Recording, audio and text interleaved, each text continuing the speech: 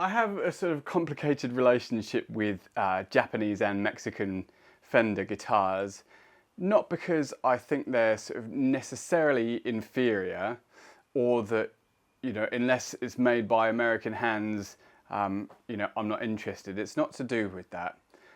It's to do with the inevitability of product placement.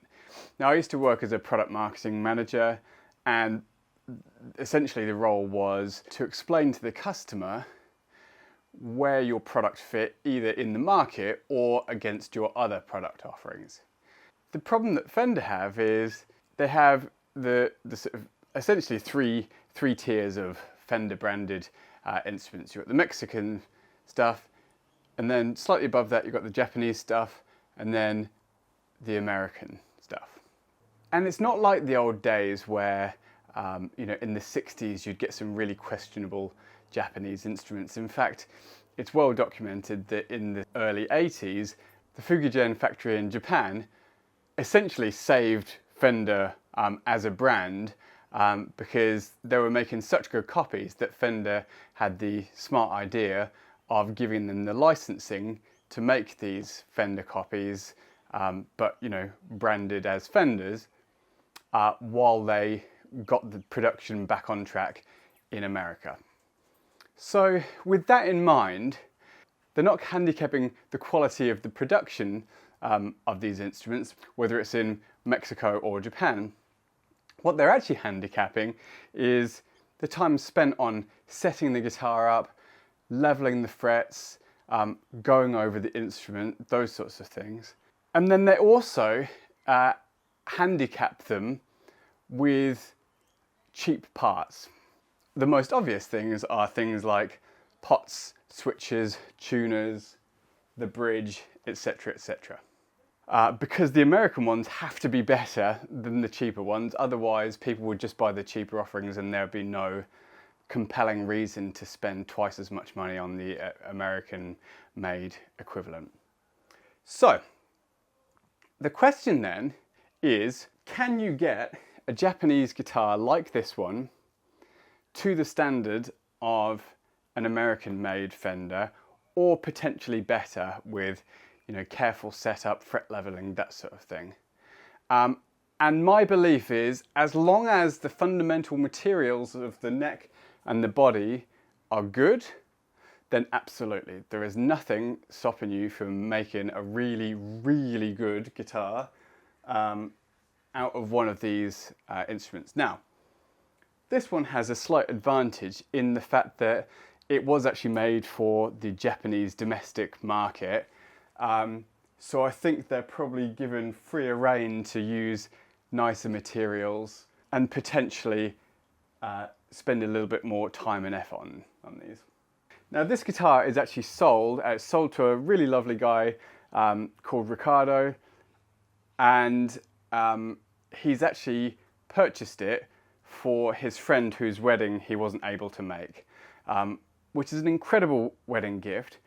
Ricardo saw this one, knows that his friend likes the Japanese Fenders, but said to me, there's a little bit of wiggle room in the budget. What can we do to make this the best guitar it can be? And that is what we're going to go through in this video.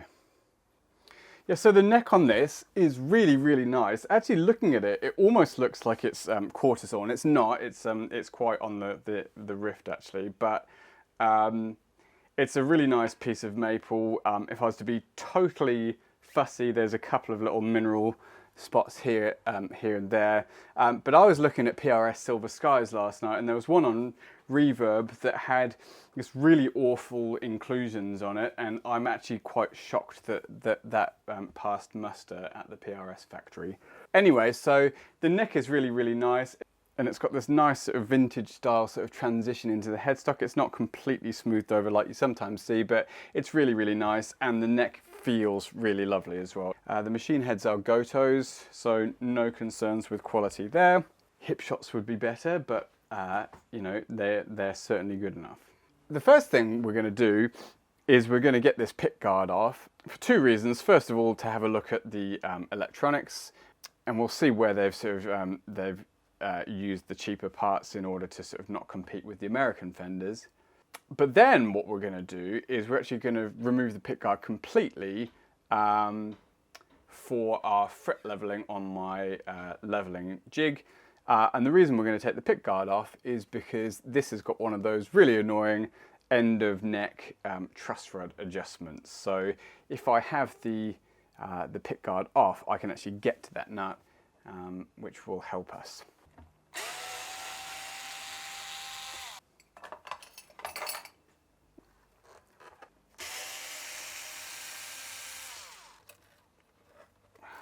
Quite short leads here. All right, so just cut these off because we're going to replace the pots anyway. So let's have a review here because this is actually where the majority of the cost saving is happening. So first thing to note, you'll see that these pickups have these telltale bar magnets on the bottom, and if we look on the other side, you'll see that there's these sort of like round marks on here on each of the poles, and that's because these are slugs rather than magnets. They're just sort of crudely turned, and these are massive ceramic magnets. Now these pickups actually sound all right, but they are sort of on the thin and slightly harsh side. So first thing that you can do to a guitar like this is drop a set of nice pickups in. What we're going to do is we're going to wind some vintage spec kind of late 60s pickups in the kind of like general domain of Fender Custom 69 pickups. And the reason for that is the ultimate owner of this guitar is a Hendrix fan. That's kind of what they're modeled on. So, second thing is the 5-way switch. Now, replacing this won't improve your tone. Don't believe anyone that sort of tells you otherwise, but it will improve reliability. These are definitely cheaper and less robust switches, so we'll absolutely be replacing that. Next up, what we can see is that they've got these 16mm pots rather than your 24mm pots, so there's a couple of issues with that. The first is that they actually just don't feel as nice because, you know, they're smaller pots and so just don't have that nice sort of quality turning feel to them. And they also have smaller tracks on them, so you know, in the long run, less reliable. Potentially, they're not going to sound as good as the bigger pots, but I'm a little bit skeptical about that. Again, for me, it's more about quality of feel and sort of reliability. And the final thing that we'll see in here is that you've got this little sort of epoxy, you know, generic capacitor. Again, there's lots of debate on the internet about whether it makes a big difference. I actually feel that it does. I know that the measurements say otherwise, but I've definitely tried different capacitors of the same value in different styles and could perceive a difference. So we'll replace that with a nice orange drop, and that'll be really good. And then the final thing that we'll do is we will actually shield this pickguard. You can see that this cavity is shielded, but the actual pickup sort of area is not shielded. And of course, these are single coil pickups, and so they need all the help they can get in being shielded. So our final port of call then is the body cavity, which is not shielded. Now I'm going to shield in aluminium tape. A lot of people use shielding paint. If you've actually ever metered up shielding paint, you'll unfortunately see that it's basically entirely useless and does nothing. So we're not going to be using that for this. Okay, I've got the neck straightened out. This is the Erlewine neck jig. I've modified mine slightly so that it's on this box because I don't have room for the shop stand with tilt vise that StewMac sell. So what we do is we knock it up into playing position so that we essentially take the effects of gravity out of the equation, because it actually is surprising how much gravity pushes the neck back. We're basically making it so that when the player is, you know, has the guitar strapped on and they're playing, the frets will be level. Then what we do is we just set these dial gauges to 0, and that will basically tell us when we're simulating the string tension exactly how much tension we need to put on to get the neck into the exact position that it will be in playing position with the strings on. Yeah, so according to this dial gauge, this neck is actually moving backwards due to the forces of gravity 0.008 of an inch. Now that is actually almost exactly what you want for your neck relief. So in theory, with the neck flat on its back, when you were to dial it forward, it would have the perfect amount of relief. So I'm just going to do a little bit of an adjustment here. Let's put a little bit more tension on the back of the headstock, and I think we can call that good. Both pretty much exactly on 0, which is great. So next thing to do is just completely remove the string tension.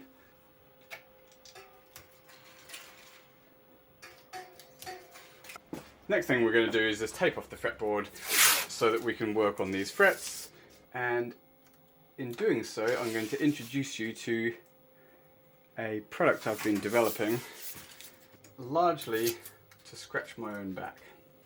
But hopefully it'll prove useful to others too.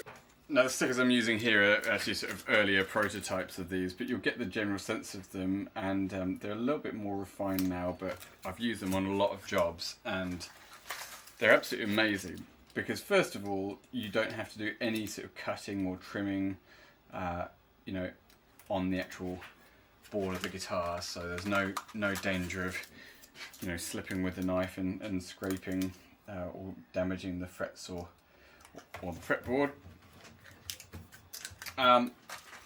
Secondly, it's magnitudes quicker to tape up the board and with a great deal of accuracy. The other thing is, because the thickness of the tape is exactly the same, you know, you don't have to sort of double up the tape anywhere or overlap or anything like that. What it actually means is you can still read the straightness of the board. So if you need to sort of make a truss rod adjustment or just double check the straightness of your neck, you can still do that with a not straight edge with a good deal of accuracy, you know, with the fret stickers in place.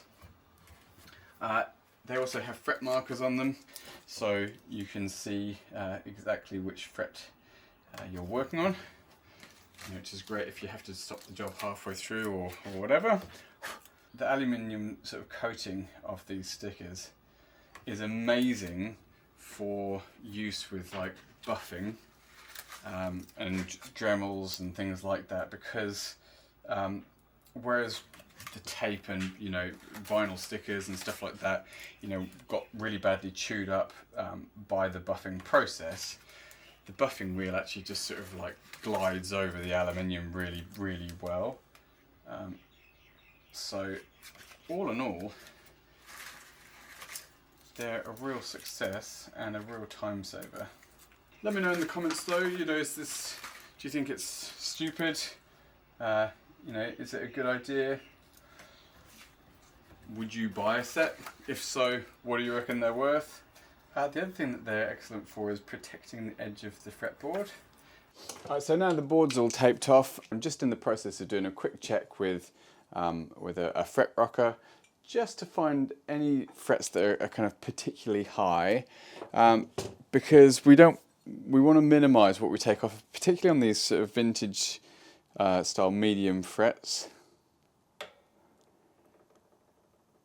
So you can hear there's a bit of a rock there, not too concerning, but you know, if we can minimise it, because it is actually just in the middle here, we will. So, you know, because we essentially want to take off as little as possible for two reasons. First of all, to minimise how much fret height we lose, and secondly, because it actually makes the job a lot quicker for us, because we won't have to do such a severe crown and polish. Yep, that's already got that. What you'll notice is I've just sort of circled the numbers of the frets where they had a bit of a press in. I'm going to keep an eye on those ones just to make sure that they don't move any further. It may well be that we add a bit of super glue or whatever to these frets, but we'll see how they go. It might not be necessary. That's all looking really good.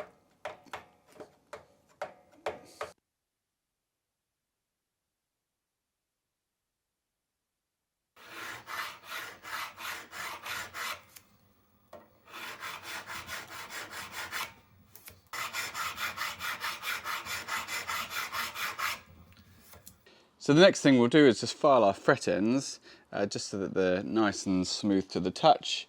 I'm not going to do anything fancy like hemispherical ones on this, it's kind of unnecessary, particularly with frets this size. But what I like to do is treat it like a sort of a factory process where we go all the way down one side of the fret and then go all the way down on the other side of the fret. And the reason for that is, let's say for example I was doing this fret here and do a couple of strokes there and then change hands and do a couple of strokes there. That process of changing hands uses up a surprising amount of time when you're timesing it by 44, because you know there's 22 frets, you're doing this on each side. So if instead of that, what we do is we go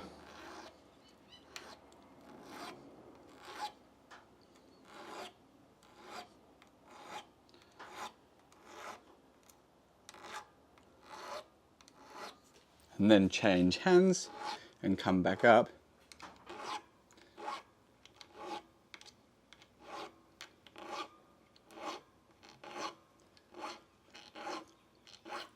You can see that we save a lot of time doing those changeovers.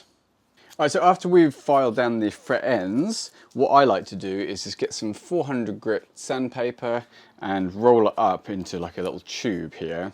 And what I really, really loathe is this technique of like going across the top of frets with your sandpaper, because essentially what it does is it flattens off that nice crown, and I resist ever sort of sanding this way other than the leveling process, because heaven forbid if you do leave a scratch in the fret, if it's going that way you'll feel it sort of catching on your fret, whereas if it's going this way, although you know you will see it upon close inspection, you won't ever feel it because it's, you know, with the direction of the string bending that you might do.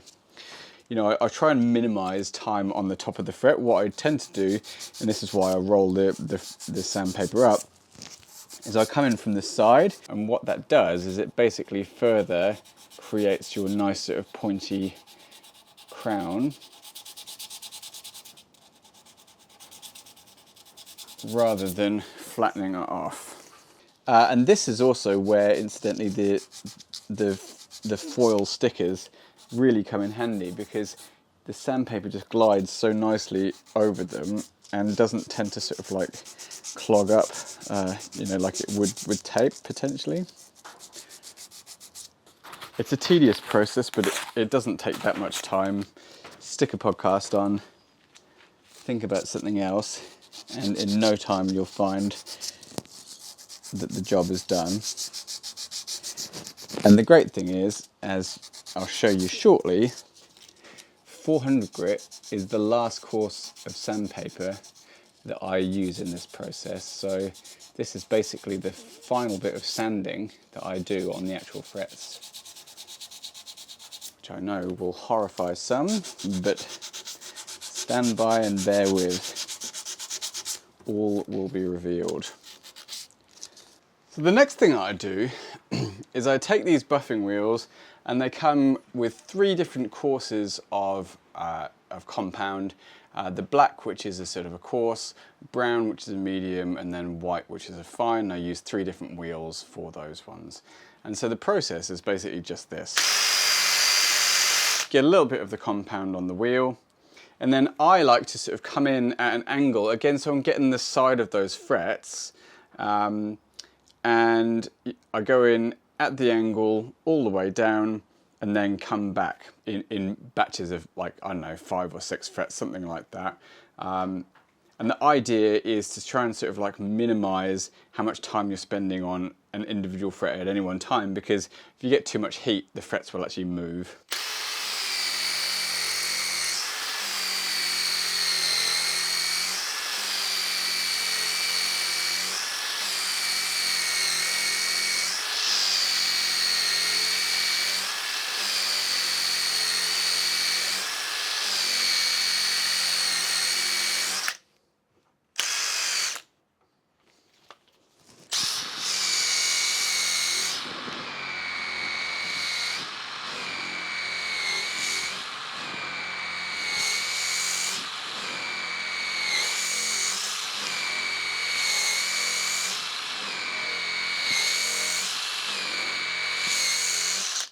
We then just repeat that process with the other two courses.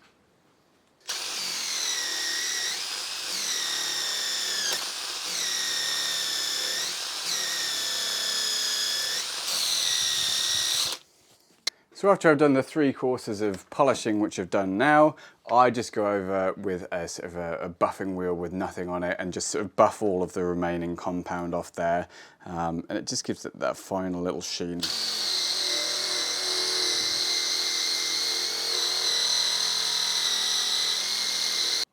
This is my favourite bit then. Once you've done all of that, frets are nice and level and crowned and polished, we can have a good look at what our work looks like by just pulling up our fret stickers, and that is looking lovely. I wasn't necessarily going to do this on this guitar, but just because the guy that bought it has been so cool, and you know, it's such an amazing thing that he's doing, I decided to roll the fretboard edges on this one. So this is basically mimicking, you know, your real old guitars that have been played for 50 years, and just over that time the edge of the rosewood has just rolled over and become all sort of comfy like an old pair of sneakers. So the way that we do this is we just get this hard edge here,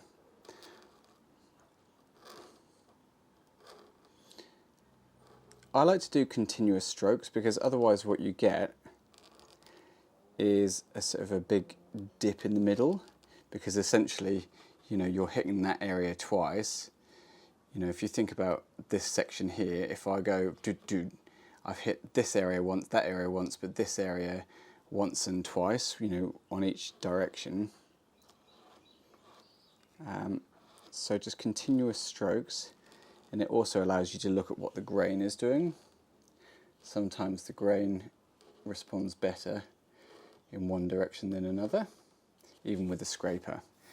So once you've got the rough profile there, what we can do is just get a piece of 400 grit, just a strip of that, and we obviously don't want to hit the side of the frets because we've already polished them.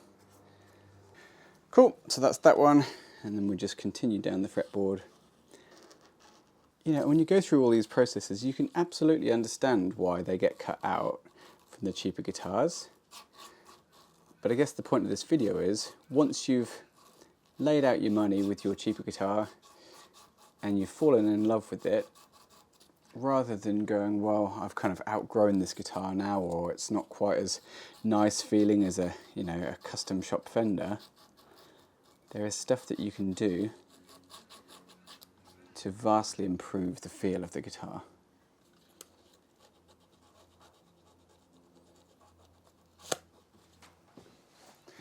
I've had a bit of a file of this nut, just the top of it, and you know, that's kind of enough for me to be able to tell what material it's made out of, just with the way that the file actually kind of responds to it. What I'm hoping is, yep, it will just break free. Actually snapped in 2 or 3 pieces then. What we'll do is we'll just clean that nut slot out. It's just a little bit of glue in the bottom. We'll measure it and we'll make a nice new bone nut. Just so happens that I had a nut that was exactly the right width for this job. So I figured I'd save myself some time and use that. But what I do need to do is surface the bottom of it. And the way that we're going to do that is a little bit cheaty. Let's just confirm. Yep, it's a 9.5 inch radius. And what we're going to do is we're going to cut some sandpaper.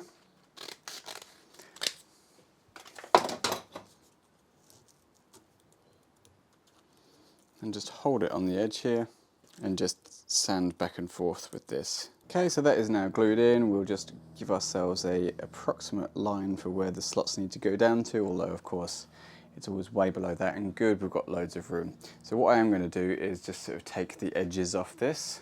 What I like to do is just take the hard edge off the front of the nut. Obviously you don't want to go down to the level of the strings or the bottom of the slots, but you can certainly take off a bit, and let's just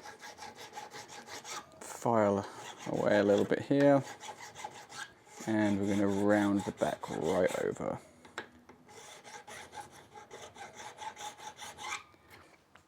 And we'll give that a once over with some 400. We're not going to go too far with this at this stage, because actually once we've done the final setup, we'll know exactly how far down the slots are, and we may need to lose some more of this material anyway, but let's just give ourselves a good starting point.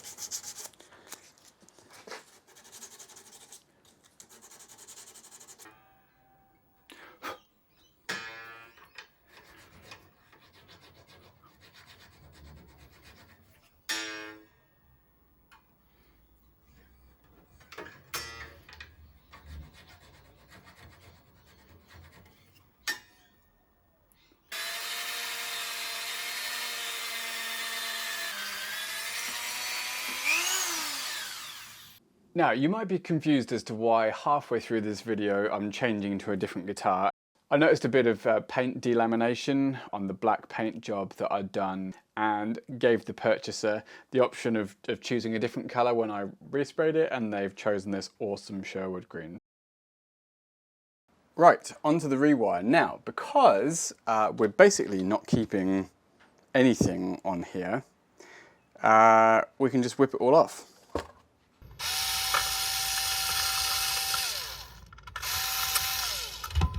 Okay, that's the pickups out, and I've taken the screws out for the 5-way selector, but it's incredibly stiff. Ah, jeez. I wonder if I can sort of like leverage the switch itself, given that we're not using it.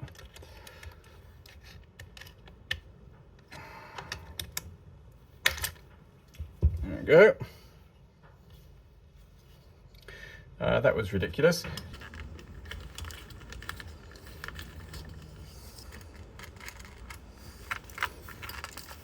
And there we have our naked pickguard.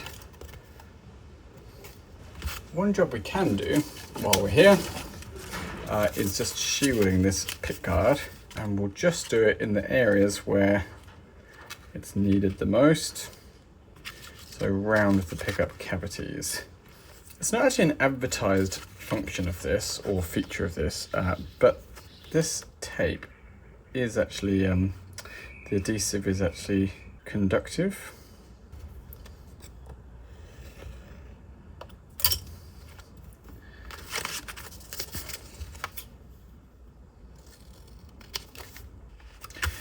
Like that.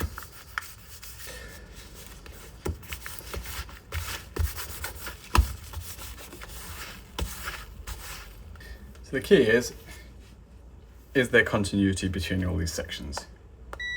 Yes. I actually think that this is probably showing less continuity because it has like a film or something on it. Let's just try something. Okay.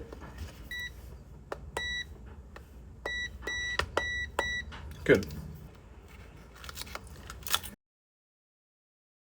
Here's the fun bit then. Let's make some pickups for this guitar. So what we've got are some magnets.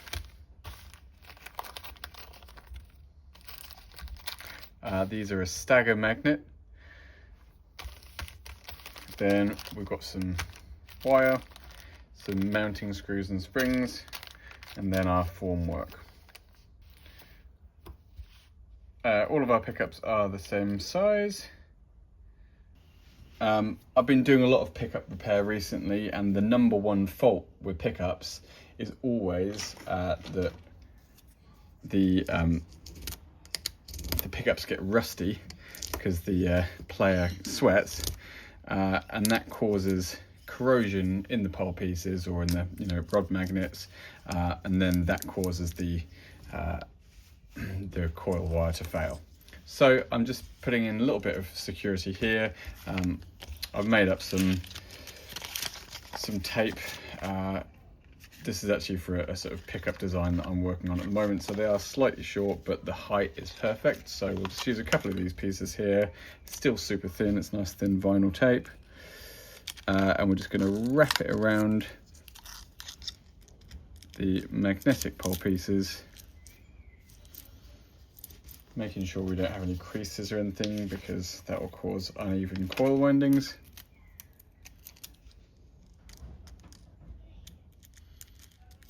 And it will just insulate the inner layers from any corrosion that might happen on those magnetic poles over time. I've seen various different methods with this. I have seen people wax potting, but super messy and actually not reliable at all. We're going to do reverse round wind reverse polarity, and these should all be south facing. Now I am going to demarc the bridge because we'll wind that slightly hotter. Awesome, so the next thing to do then is start winding.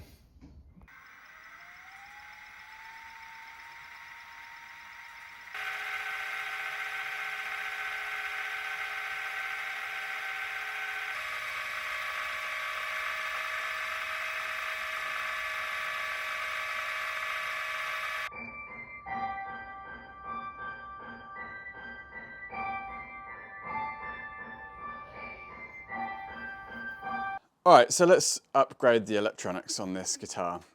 So the first thing that we're going to do is we're going to put in 3 CTS pots here. So we'll just break these little tabs off here. Now the holes on the pickguard are actually slightly small, so let's drill those out a little bit.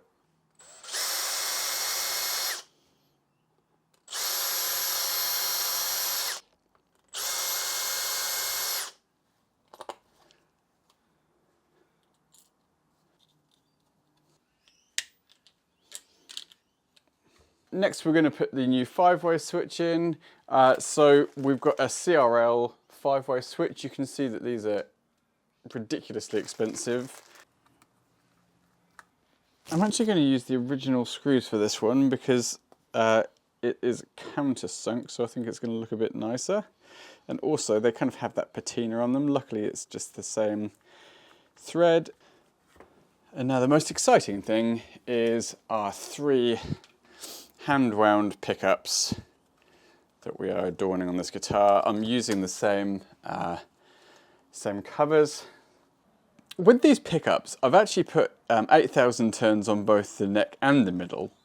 But on the middle, what we've got is, rather than being a nice sort of straight wind, we've got this little step out here. And what that does, it actually increases the inductance. And so I've tailored it so that the inductance of the middle pickup is higher than the inductance of the neck pickup. And what that does for us is 2 things. First of all, it makes this pickup louder, which is good because the string is actually moving more in the neck area than the middle area, you know, because you're closer to the fulcrum that is caused by the bridge. So it essentially balances out the volume really nicely. But the second thing it does is it moves the resonant frequency of the pickup down. So the resonant frequency of the neck pickup is higher than the resonant frequency of the middle pickup, which is exactly what you want because you're going to be getting the more sort of swampy bassy sounds there that we need to balance, and then in the middle you're going to have less bass, and so you don't want as bright a pickup. Alright, so that's our pickups in. This is where I personally deviate significantly from the beaten track, because what I do is I star ground my guitars. What that ultimately does is significantly reduces buzzing, not from sort of 60 cycle hum stuff, but from electromagnetic interference that's all around us. And that is what you experience when you take your hand off a guitar and it buzzes, because when you're touching the guitar, you act as an EMF shield. And while it's effective, I think it's not too much to ask the wiring to be the actual shield rather than the human.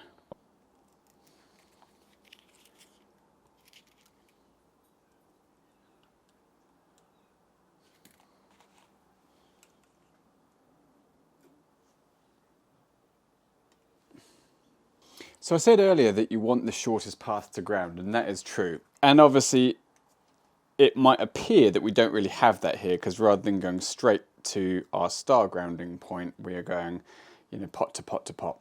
The big difference is this is shielding and not signal. So there's no sort of signal that's going directly through this stuff. Whereas traditionally what you have is, for example, you know, with your tone control here or your volume control here, you will anchor that to the back of the pot, and then the pot is grounded, and now that pot is part of the signal chain. What we're going to do is separate the two things. So shielding of all of the sort of like casings of the components is one thing, and they can all go, you know, on a basically a ground bus like this. But the actual signal shielding is a separate matter that is going to be handled with the star grounding. Right, next thing I'm going to put in is the capacitor.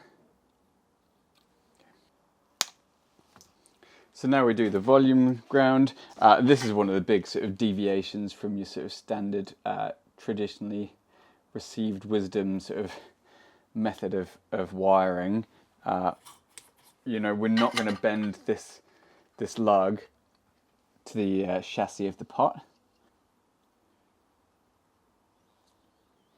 Okay, so let's just summarize. We have got the chassis of this one, this one, this one, and this one all on a big ground bus there. The three pickups that are all sort of wired 1, 2, 3, they're all ground in there. Then we have the ground for our volume, and we've got the ground for our tone. I actually think that's everything that we need, isn't it? And then we just need our signal runs.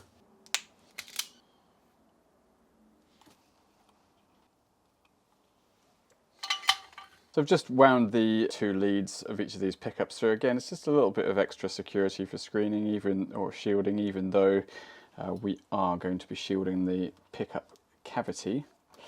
And I'm just going to tie these together with some cable ties to keep it all neat in the cavity.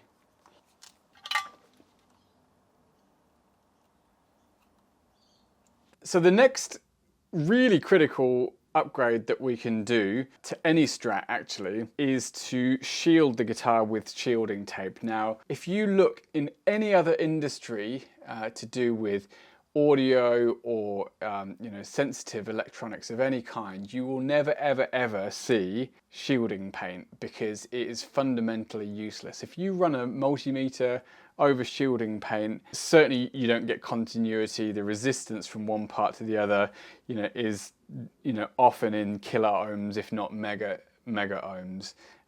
It's just barely worth even bothering with. The only reason that it's used in factories is because it's super quick to paint on.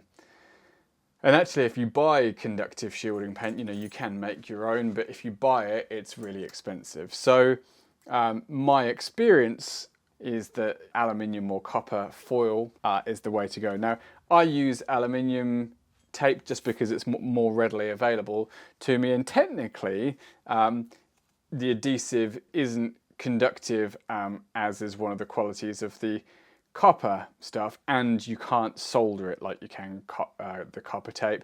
So those are two disadvantages, but my experience is actually it is conductive if you overlap the tape.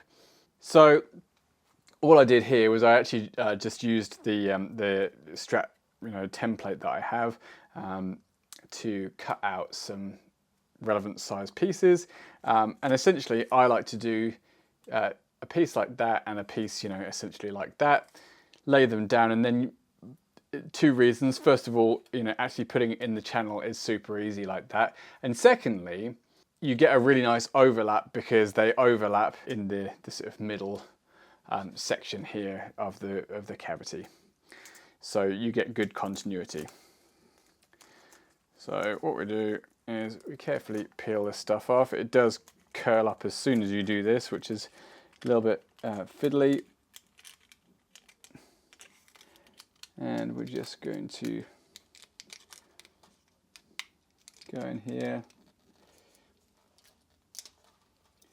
line these up. I find these black sticks that you get, you know, with iPhone repair kits and all that sort of stuff. They're really useful for this sort of thing and loads of other repair jobs where you need something, you know, like a soft poker. So stick that guy in there. Alright, so once I've done those bits there, what I tend to do is I'm going to run this around all the way around here, just doing this to basically sort of, you know, map out how much tape we need. And then it gets a little bit awkward because we have to come sort of back on ourselves.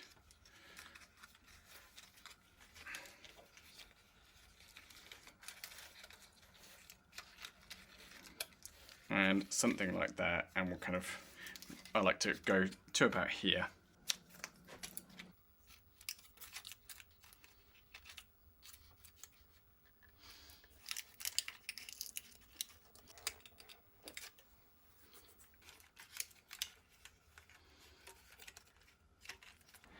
Next job is going to be to replace this very skinny lead wire. Just whip this off. Okay. I'm actually going to replace this jack here. I have concerns with these kind of jacks in terms of longevity. So let's just whip this guy off. Put him aside, and what I'm actually going to do is replace it with a jack that that has multiple contact points. And I really, really like these ones. So, you know, rather than having the one point here that hits the tip, you know, and bear in mind that the jack is cylindrical, so there's only a really small point of contact there. These guys have two for the tip of the jack and two for the shaft of the jack. That's the sort of the grounding. And not only are there two contact points, but they're sort of squeezing the tip of the jack rather than pushing it to one side. So you just get a much better contact, and actually the big thing really is long-term reliability above all else. Okay, I'm pretty happy with that. All right, let's now put our pickguard on, but the first thing I'm actually going to do is wire up this jack plate. And you'll see this is much heavier gauge. If you just compare the gauges of those two wires, this is the original wire and this is the new ground wire, and the signal wire is exactly the same. You know, all of this stuff makes a difference in terms of reliability, noise, possibly sound through capacitance. And what I'm going to do is I'm going to twist this, which essentially shields this cable a little bit. Now we just need to find somewhere to anchor this guy here. That's not going to get in the way of anything, and normally this area here, it's sort of inside ledge here, is the safest place, because even if you drill too far, you're not really going to go anywhere untoward with it. I just wanted to show you something. We're just going to check for continuity everywhere with our shielding. Okay, so left side, right side, all there, perfect. The sides, this one to this one, that side to that side, perfect. Now there'll obviously be continuity as well to the shielding here because all of the pots are connected. And incidentally, all of this shielding material is going to lay on top of these flaps here, and you'll get a real good connection there. Multiple places, lots of surface area.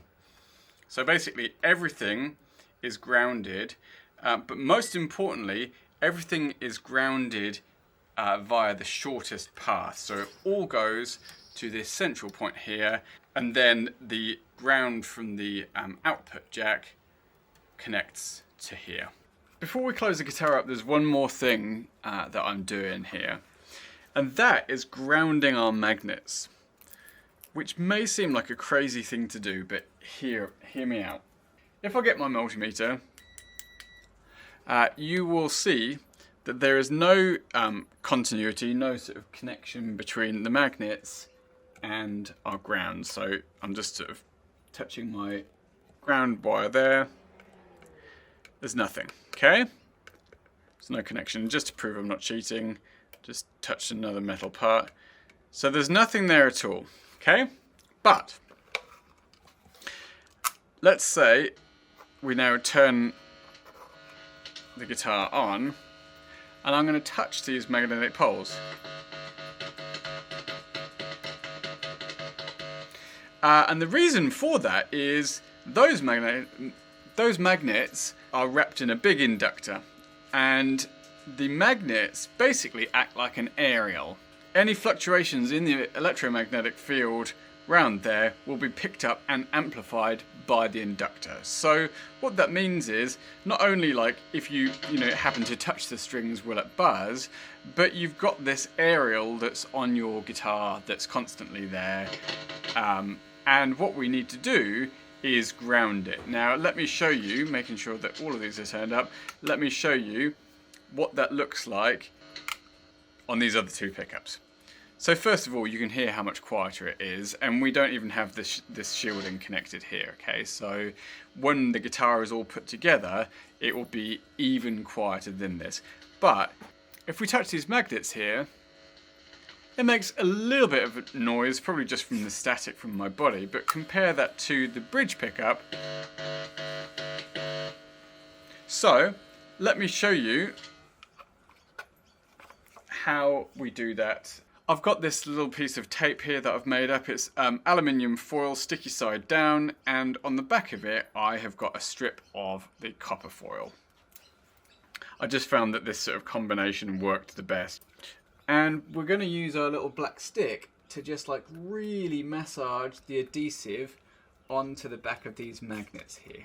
Just get this really pushed down. Okay. Then the final thing that we do is we get one more little strip of our copper tape, and then we just run the tape from the ground terminal of the pickup, something like that, over to the copper tape here. And finally, we just solder it to the ground lug of the pickup and put a bit of solder between these two bits of tape. Now let's give that a test.